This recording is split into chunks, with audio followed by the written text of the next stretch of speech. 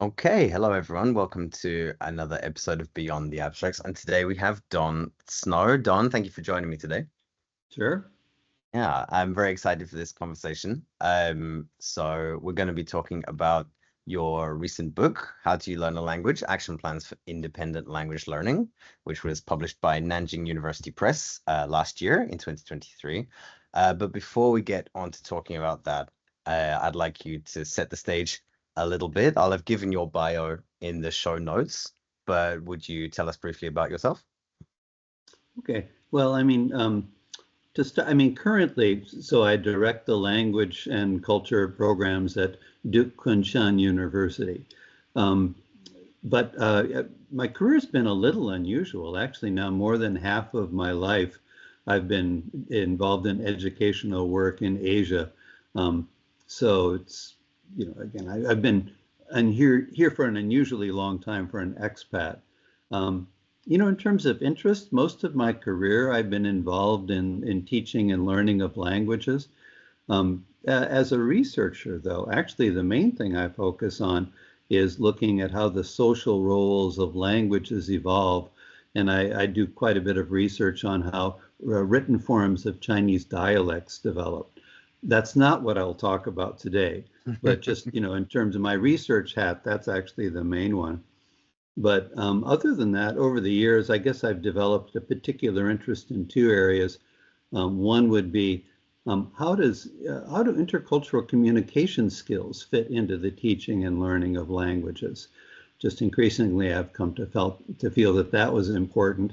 So put time into developing materials for that and also doing some research on it. And then the other one that we'd focus on more today would be independent language learning. It's basically learner autonomy, but how is it that we go about learning languages on our own in addition to learning by taking classes? And how do we help learners become more skilled at doing that? So, that would be kind of a very quick thumbnail bio. Right, wonderful. And I suppose there's some kind of personal connection there between you and your own experiences of learning Chinese. Oh, yes. Yeah. Yes, right. Yeah, I recognize that from my own experiences learning Japanese as well, to be sure. Um, I think it's always interesting to find out a little bit about how people end up where they are. So can you share a little bit about how you ended up in Asia, in China, and working in this field? Yeah. Well, what happened basically was, I was a history major in college, and then I worked at a liberal arts college in administration for about 2 years.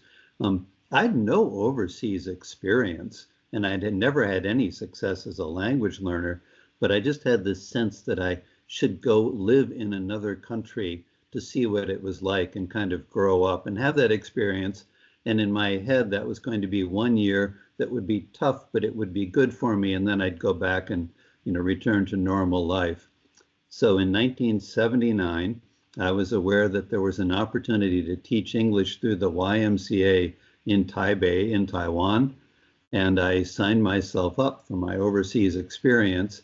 I'd never taught a language before. Like I said, if you look at my high school and college records, my worst grades were always in foreign language.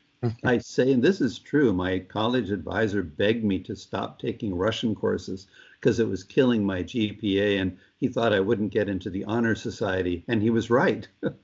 But anyway, to make a long story short, I got to Taiwan. I was just doing this because I wanted to have the experience. And A, I kind of got interested in teaching languages. B, I had studied some Chinese before, but I hadn't learned anything. They made me start over again. But during the 2 years I was there, I really dived in and not only began learning Chinese, but beginning how to learn a language for the first time in my life. And kind of my interest in independent language learning comes from that. I've got a lot of experience in language courses. I have more experience trying to learn on my own or with the assistance of tutors or friends or whatever. And my own experience is that you need both. And frankly, for me, often the independent side has been more successful. And, then stepping as I've become more of a professional in the field, I noticed the same thing. not that this would be any surprise to people that look at the literature, research literature, but by and large, the learners who are successful in actually mastering the language do at least a good chunk of that by working on their own. So over the years, I've gotten more and more interested not only in how do I do that, but how do I help my students do that? And how do I help convince them that this is important? Because one of the problems with teaching languages with courses is that we often wind up teaching the message that this is the only way to learn a language, or certainly the best way. And somehow if you do it on your own, that's not quite as good, whatever, where I would say probably exactly the opposite. So anyway, that's kind of how this fits into my own story. So I notice a lot of commonalities there with my own experiences learning Japanese.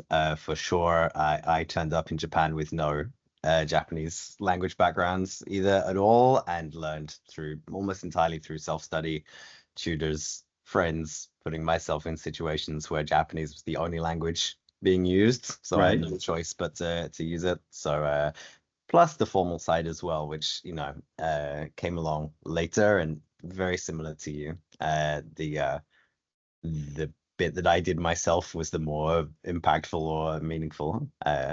So that's really interesting to me. So during that time, when you first made the jump to teaching abroad, were there any particular, it sounds like there weren't any particular people like teachers or anything that motivated you to study on your own during that time? What was it that gave you the drive? Because I know a lot of expats here in Japan that exist without ever learning the language at all. So what was it that set you apart there, do you think? Well, I think I was kind of lucky. As I said, I was teaching in the YMCA, and they had a special program. So I was part of the OSCE program. And that year, there were 5 of us from the US in Taipei together in the OSCE program. And actually 3 of us already knew each other. And the 4th one was the son of people we knew. But there was one other guy. He had actually studied Chinese in the army for about a year or 2 and studied it pretty seriously before he got there. And Rich McDonald was just determined to learn Chinese, and he was already well ahead of us. And we kind of influenced each other. Our little group had this, it kind of became the norm. We were all really trying to learn Chinese.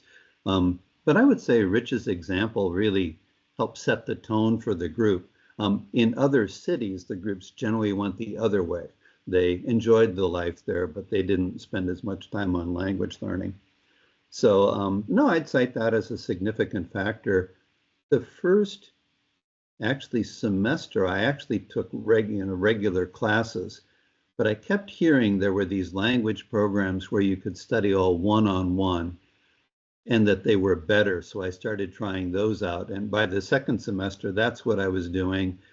And then I heard at Furen University, they had a good center that was set up all like that. And I spent my 2nd year there, and that's a decision I would never regret. I had many different teachers, and I learned different things from them, but they were all good, and just that was a rich experience. But again, it was more one-on-one, and I was beginning to take more responsibility for what I learned, and beginning to set my own goals more, and they would work with me on that. So they clearly had their own ideas, and there might be a textbook we were working through, but I was beginning to learn how to just take responsibility for my own learning. And I'm sure that you, when you're in front of a group of students or have the chance to communicate them, like myself, you probably relate these personal stories, I would imagine, as well as in a motivational way to them. Right. Yeah, for sure. So what's the connection between those 2 research interests that you mentioned? This kind of, I can see of course, the independent language learning one is following on from your personal experiences. But you mentioned you had 2 main kind of personal research areas of interest. But and really probably 3, in that working on language learning and then how the intercultural communication plays into this, those two don't overlap a lot, but they're at least kind of in the same ballpark. They're connected to my work as a language teacher. I mean, the other one that's largely unrelated, I've always been in parts of China where at home people spoke something other than Mandarin. So even in that first year while I was learning Mandarin, I was aware on the streets, I was going to hear something else, and I got interested. So actually from my second year, I was also in that case studying Minanhua, Taiwanese. And then I was in southern parts of China where they spoke Teochew and Cantonese. So I started learning those. I'm really not entirely sure why I got so fascinated with it, but I wanted to be able to communicate with people to some degree in the language they really used when it was just us guys, or just us. It was just family. And that's where my interest in kind of regional varieties of Chinese came up. Well, and then eventually when I did my doctorate, I chose to do my dissertation on how the written forms of Cantonese and other so-called dialects had developed. I would honestly say that doesn't overlap a lot in my teaching life with what I do, but it does in some ways, because as an independent language learner, how do I still stay in shape? Now I'm trying to learn Suzhounese. For me, this has kind of been my exercise field as well as my research interest. So there are overlaps, but they're not necessarily immediately obvious. Yeah, the word that was coming to mind when I was listening to you talk was independence. So you be, competent to kind of be yourself in all these different circumstances, right? And that theme connects over to the topic of the book, which is what we were here to talk about. So again, it was how do you learn a language? Action plans for independent language learning. So can you talk a little bit about what inspired you to write this book? Okay, well, and again, some of it grew again out of my own experiences, but kind of fast forwarding, in the early 2000s, I was teaching at Nanjing University. I was teaching in the graduate program there. This was a graduate program in applied linguistics. And I really felt that it was important for people who were teaching languages to have a more reflective experience of language learning. So I asked for and got permission to design a course on language learning, not second language acquisition, where we're looking at child language acquisition and so forth, which is good too. But this is like, come on, guys, how do you actually learn a language? And in this course, the students who are, again, they're MA students who are planning to be language teachers, had to design a little project, carry it out, and then basically tell other people eventually what they learned about, what worked and didn't work for them in language learning. And I taught this course for a number of years and gradually started in really kind of writing a textbook for the course. Some people that know my name often know it because I wrote some years, decades ago, actually wrote a book called More Than a Native Speaker. That's an introduction to language teaching. And in the different editions of that book, I've written in more and more about independent language learning. So these language learning projects that we talk about in the new book, I mean, I've been writing about those for some time, but this book as a separate project really kind of started there with some drafts. And I played with it. Then I moved on to Shantou University. I was directing the language programs there. We had a Center for Independent Language Learning, and we used it there, the early drafts, as kind of training material for people that were coaching language in the center. But just kept playing around. Okay, this is a long way of saying for more than a decade, it was this draft and try something new. Finally, when I came here, we have something called the Writing and Language Studio. It's our writing center, but it's also a center where people can get coaching in various languages. For example, I'm studying Suzhounese through coaching in our center. But the coordinator at that time was a woman named Shuhan, and she was interested in it partly because she was working for the Writing and Language Studio, partly because she's a pretty avid language learner, Cantonese, Korean, whatever. So we got started talking, we started doing workshops, and that's kind of where the current book got started. And then we started putting together, we took earlier drafts, changed it for a new audience. Later, when Rainie, when Zhang Minghao, the third author, when she came to DKU, again, she's kind of an experienced language learner who's done a lot of it on her own. So we brought her in, and then the three of us, it was a process of both creating the text, but also just getting together and talking about language learning.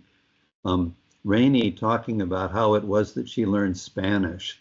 Shuhan talking at that point a lot about her learning Korean. And with me, it was learning Sujonese. So it was really a great experience because it was not only a team that's producing a book, it's a community of practice and just friends that shared ideas. So wonderful. Yeah. I liked when I was reading it how practical it is. It starts with kind of the chapters have relatable stories in them, and then there are kind of preset action plans that you've kind of prepared from this, I guess, this combined experiences of the three of you, but also you give instruction on how to do this project of learning a language yourself through the medium of these things that you call action plans. So could you elaborate on what that is? What is an action plan? Well, part of the evolution of this over time has been, earlier I distinguished my course on language learning from a second language acquisition. And one of the things to be aware of is that often the books that we read in the profession are really, it's scholars and professionals talking to scholars and professionals. But I've been trying to learn, how do I talk to learners? How do I talk to people who are trying to learn languages in a way that makes sense to them? Early on, I would say that when I encouraged people to try to learn languages independently, we made a lot of mistakes. I had tendency in my classes, sometimes I would tell students that they had to create a learning project to go along with the other things we were doing in class. But in a sense, I was kind of throwing them in the deep end without a lot of guidance. And it took me a long time to realize if your ideas about language learning have been shaped for so many years by courses, this is a really new thing. And people don't necessarily know how to do it. Now, I can quote authorities, people like, Jack Richards, David Nooning, saying the same things in academic texts. But, it's like, how do you talk to learners about this? And one thing, over time, increasingly, that seemed to help would not be just the abstract principles. And in the book, we have a fair amount of that. But it's often what will work for somebody the first time is if you give me kind of a recipe or a model, something to follow, I can either do that, or at least it helps me think of what a plan probably ought to look like. I can see how this wouldn't work for me, but it helps me think about what would work for me. Right. So over the years, I'd say that and I'm really going to say we here, the three of us have learned more and more, like, for people that haven't done something like this before, it's often a concrete action plan that helps them think about, how to do this. Right. In a sense, a first draft, a pilot project. Yeah. So in chapter 10, you introduced the idea of sustainability. Yes. In these plans. So can you talk a little bit about what that idea means and why it's so important? Well, one of the biggest differences between independent language learning and taking a course, probably the biggest difference, is when we think of language courses, as teachers, we naturally tend to think of this is a vehicle for helping them learn the language, right? In many ways, a course is really designed most to make sure they do their homework, okay? Stop and think about it. It's kind of like I describe it as an external skeleton, but you think we do all of these things to make sure they keep working. We've got assignments, that are graded, tests, and so forth. It's basically designed to make sure they keep going. So the biggest thing that happens when you start doing it on your own is there is no test. There's nobody forcing you to hand in homework. You don't have to do anything. And again, going back to my external skeleton, you kind of have to develop an internal skeleton. You need to develop an internal motivational skeleton that you may not have had before when you were relying on courses to keep you going. So that's kind of what sustainability is about. It's like you need to be able to keep yourself going, and you need to learn how to do that. And there are two levels to that. One is designing a plan with sustainability in mind. And then the second is developing strategies to keep yourself going. But the first time, again, one of the things I learned the hard way is the first time I would ask students to come up with a plan for themselves, they did great. We have these elaborate plans and so forth, basically like New Year's resolutions. You know, I'm going to become a new person, and so forth. And then they die a couple days later because they're not realistic. So basically, gradually learning that the big message is we need to create a plan that we can actually, it isn't going to be impossible to keep going. That's somewhat realistic. So anyway, that's what the sustainability idea is about. But I would say we don't talk as much as we need to about this in language teaching. And this is the critical thing you need to learn for independent language learning. And by the way, my own understanding of this, if we go to the research for a second, is shaped especially heavily by the research and motivation. All language teachers need to read and know that research. I would pull out Zoltan Dornier. I've gotten more good ideas from him than probably anybody else, but that's a field of research that we need to spend more time with. Sure. You kind of preempted my next question, which is going to be one of the most common mistakes that learners make when doing this by themselves. And I, just through my own experiences in the classroom, having students do similar activities, setting their own plans, it's reaching far too far. Beyond their immediate grasp. And I think the other one is time management. Certainly, many of them just don't have those skills yet. How do you kind of provide support for, or how do you advise these students who struggle with things like managing their own time, setting realistic goals? Well, one thing is that they're kind of, as I try to work with these, how do you turn these ideas into something that's useful for a learner? There are different levels. One is the level where I'm teaching a course and I'm in control. You know, I have quite a bit of power, and I'm saying you all have to design and carry out a plan. And in this case, I'm going to give you feedback on the plan, so I'll support you that way.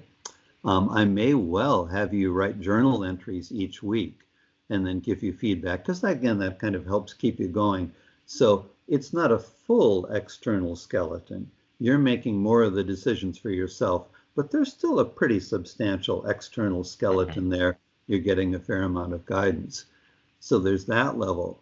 You know, on the other end of the spectrum, it's the one-off consultation. One of the students from my writing class comes in and says, look, I've just gotten to this English medium university. I'm really having trouble with understanding the lectures in class. Do you have any advice for me? And I, can talk, I give them, suggestions, action plans, and so forth. But that may be the only conversation I ever have.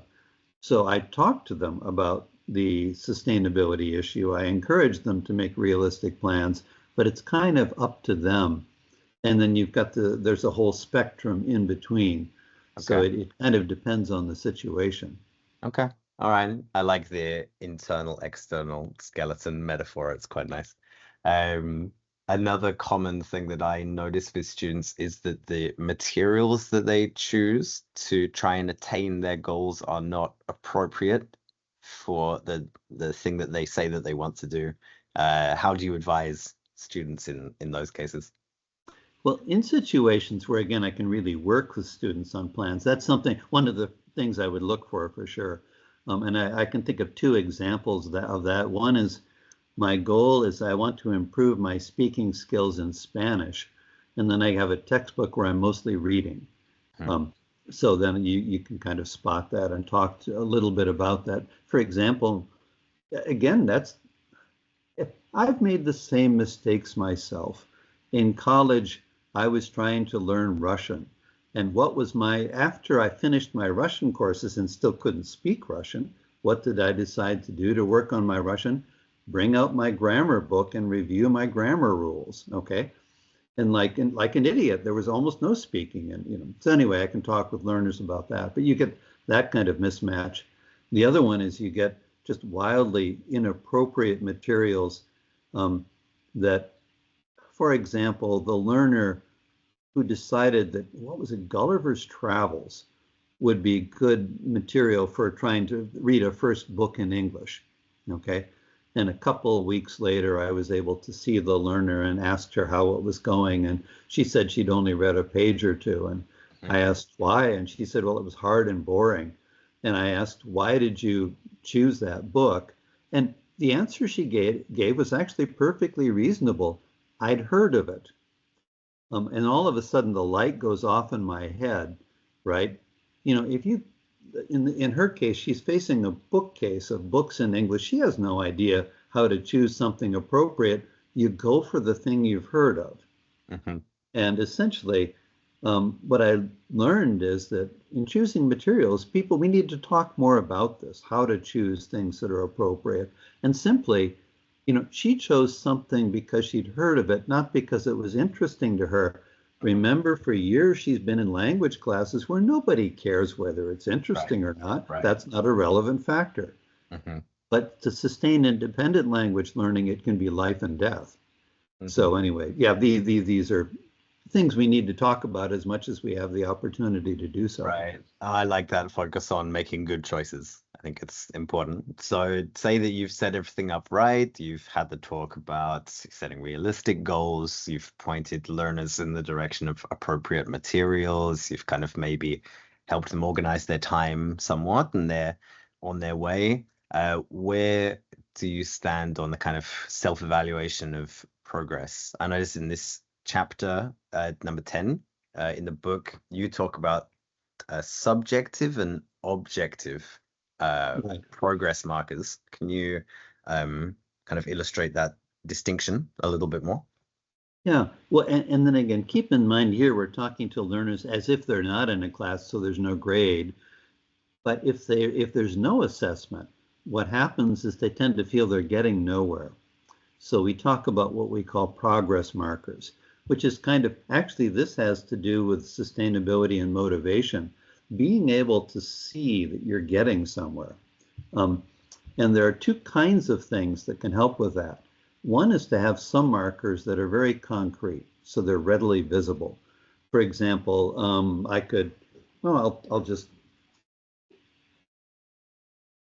so for anybody that's interested, this is my Suzhonese textbook that I'm working through, right? And it just helps that I can actually see that I'm 5 units further into the book than I was when I started this process. That's something that I can see. It tells me I'm getting somewhere. So that would be an example of a concrete marker. Or it could be how many words I've studied. It could be how many, for a Chinese student learning English a decade or 2 or maybe 3 ago, how many episodes of Friends I've watched, whatever. So those would be examples of very concrete markers. Having said that, the concrete markers don't necessarily actually reflect language skills. And often a subjective marker, like I don't at this point feel a need for anybody to tell me I've got a 95 in Suzhonese, but I do need to feel like I'm beginning to speak better than I was, okay? And it's important for me to have some markers there.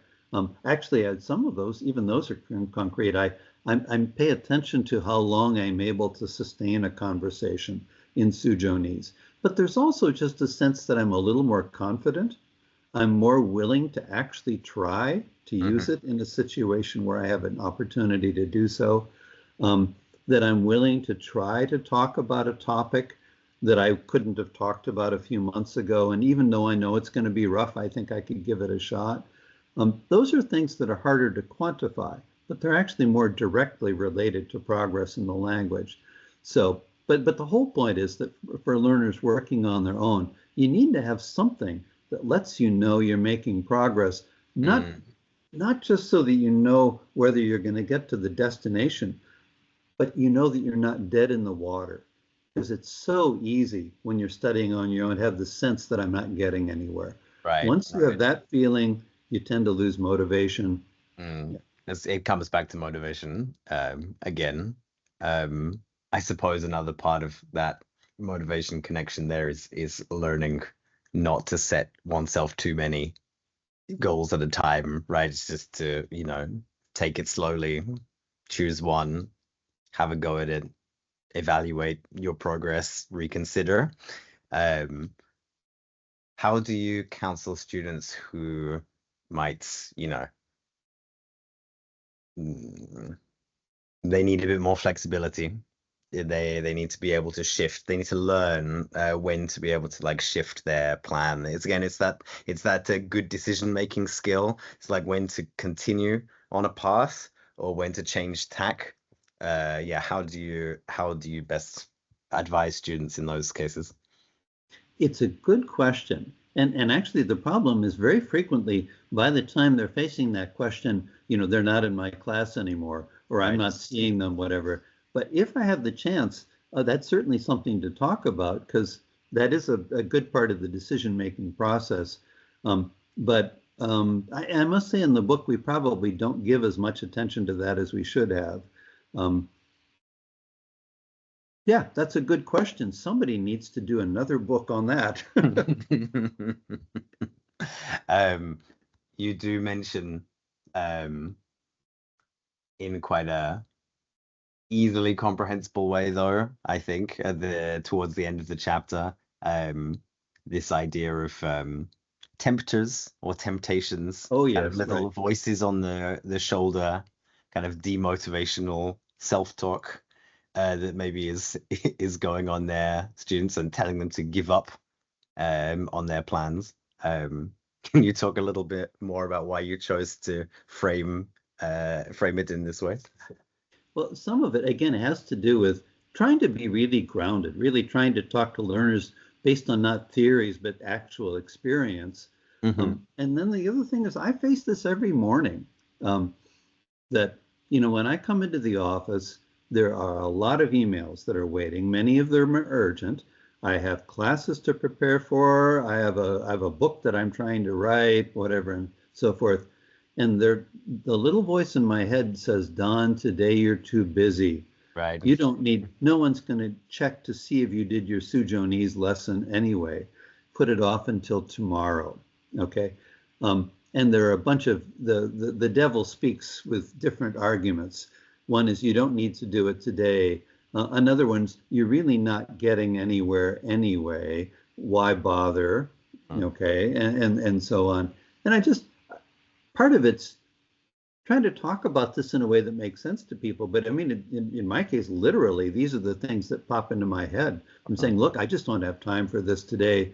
And then the other voice has to say, but Don, you never have time for this. You have to make, yeah, you're right. So I've had to learn how to resist the temptations and discipline myself to keep at it. So. Right. And I suppose it's important to have those subjective and objective markers of progress so that when you do hear those little voices, you can go, oh, no, that's just my, psyche talking. I need to focus on, these things that I did, right? The compulsive side of me says, no, I have to tick the box where I did my lesson today. And just by the way, what I do with my Suzhonese is basically I work through a set of dialogues, but it really helps that at the end I know I did it or I know I didn't.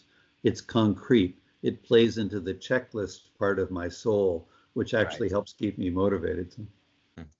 I'm conscious of your time, and I want to wrap up the recording. But where do you see the kind of next developments in this area of research and teaching going? Kind of more theoretically, or more interpersonally, or in whichever way that you think is the more relevant to our discussion. I suppose in a more practical sense, then, seeing as the book and the chapter in particular are very kind of user oriented and user focused. Well, in many ways, for me right now, the thing is it's trying to get more people interested, so hopefully more and more of the teachers here at our center are aware of these ideas, whether they've read the book or seen versions of this in a handout and beginning to talk to students more about it. We actually had a workshop last night where we had 5 different faculty members sharing their experiences of language learning. It wasn't all focused on independent language learning, but that came up. I know both Rainie and Shuhan have been doing more, working this more into their classes. Part of my problem is that right now I'm mainly teaching writing classes where this doesn't come up as much. So, but continuing to look for opportunities. I guess I do have a bit of some passion about this. I think it's sad if we have so many students invest so much time studying languages and courses, only at the end to kind of come away with a half-baked set of skills that they eventually lose. And if we can help more of them kind of make better use of that time and build more effectively on that foundation, it just seems to me that that would be a good thing to do. So that would, I guess, be the personal side. In terms of research, if I was designing like an MA TESOL or a program in applied linguistics, really encouraging people to study not just the teaching methodologies, but really 3 things. One would be more about motivation, a better understanding of motivation. Learner autonomy would be the other part of that we've mentioned. And then the literature on language learning strategies, because I really do think the 3 of these are kind of the research and theoretical basis of what we need to do in independent language learning. And I think that understanding these things better is beneficial for any language teacher.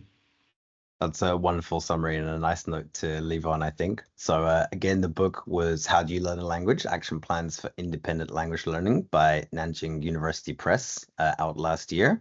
And Don, that was a wonderful conversation. I really enjoyed it. And, the book is very practical. And I think our conversation was, kind of very practical and, usable as well. So, yeah, thank you very much for your time. Okay, thank you very much.